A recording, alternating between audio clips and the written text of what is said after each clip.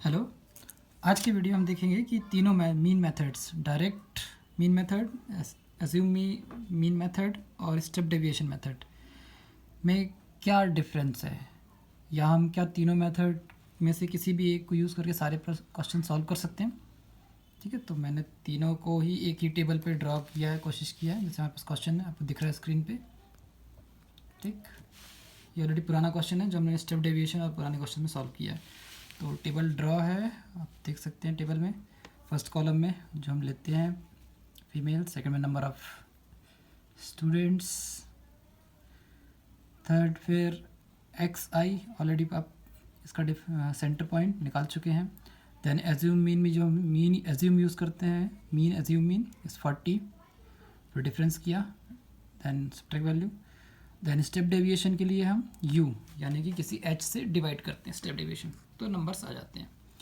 Then final जो हमारे पास u आता है, u में हम फ्रीक्वेंसी वाले कॉलम को मल्टीप्लाई करके fu निकालते हैं। सो -12, -11 सो ऑन। देन हम फिर फाइनली सबको ऐड कर देते हैं। ठीक है, तो स्टेप डेविएशन में आप u तक जाते हैं। एज्यूम मीन मेथड में आप सिर्फ डी निकालते हैं, फिर यू वाला कॉलम नहीं फाइंड करते। डायरेक्ट में हम सिर्फ एक्स आई तक बस निकालते हैं, बाकी के कॉलम्स नहीं आते हैं। ठीक है, तो ये डिफरेंस है, और तीनों से आंसर बिल्कुल सेम आता है। जैसे कि मैं आपको दिखाता हूँ, जैसे कि यहाँ पे कॉलम बने हैं। अगर मैं फ्रीक्वेंसी इंटू यू करूँ तो ये मेरा स्टेप डेविएशन मेथड हो जाएगा। ठीक, और अगर फ्रीक्वेंसी इंटू डी यूज़ करूँ तो ये मेरा एज्यूम मीन मेथड हो जाएगा। और अगर frequency into x I, frequency into you, ये और ये मल्टीप्लाई किया तो स्टेप डेविएशन हो गया। पर अगर डी इंटू फ्रीक्वेंसी मल्टीप्लाई किया, डी इंटू फ्रीक्वेंसी, तो ये मेरा एज्यूम मीन हो गया। और अगर फ्रीक्वेंसी इंटू एक्स आई मल्टीप्लाई कर दिया तो वो डायरेक्ट मेथड हो जाएगा। ठीक है, और तीनों से आपके आंसर सेम आएंगे। बस इतना फ़र्क पड़ता है कि स्टेप डेविएशन मेथड जहाँ बहुत बड़े बड़े वैल्यूज़ आती हैं डेविएशन में, इनको शॉर्ट करके छोटी वैल्यूज हो जाती हैं। ठीक है, जैसे और सॉल्यूशन थोड़ा सा सिंपल हो जाता है, दैट्स इट। और कुछ जैसे कि अगर हमने स्टेप डेविएशन यूज़ किया है तो वैल्यू बहुत छोटी छोटी आई है। देखिए 12, 11, 4 और 8, उनको समीशन -11। पर अगर एज्यूम मीन यूज़ किया है तो थोड़ी सी बड़ी वैल्यू, और अगर डायरेक्ट मेथड है तो बहुत बड़ी बड़ी वैल्यूज़ हैं। ठीक है, बस इतना डिफरेंस आता है थोड़ा सा। ये कॉलम में मल्टीप्लाई डिवाइड और ऐड सब्ट्रैक्ट बढ़ जाता है, इसके अलावा और कुछ खास चेंज नहीं आता है।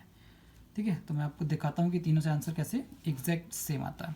मैंने ऑलरेडी सबके सम करके रखे हुए टेबल में। यहाँ पर फ्रिक्वेंसी का सम है। अब आपके पास ये है फार्मूला डायरेक्ट का। डायरेक्ट के फार्मूले में हम mean is equal to summation of F X I, ये वाला, अपॉन फ्रिक्वेंसी। तो ये वैल्यू मल्टीप्लाई किया, आंसर आया 36.5।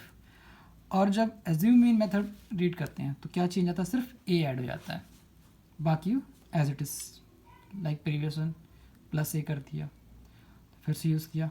अब एफ इंटू डी कितना आया है हमारा, -110, -110/32। फ्रिक्वेंसी 40 हमने ये माना था, सॉल्व किया, अगेन 36.5, करेक्ट। और लास्ट स्टेप डेविएशन ऑलरेडी आपने किया हुआ। स्टेप डेविएशन के लिए A into sigma F U upon sigma F into H. तो सिग्मा एफ यू कितना आया था हमारा, -11, sigma F 32 already no. H कितना लिया था हमने स्टेप डेविएशन के लिए, 10, तो 10 पुट करेंगे यहाँ 40, और अगेन आंसर सेम।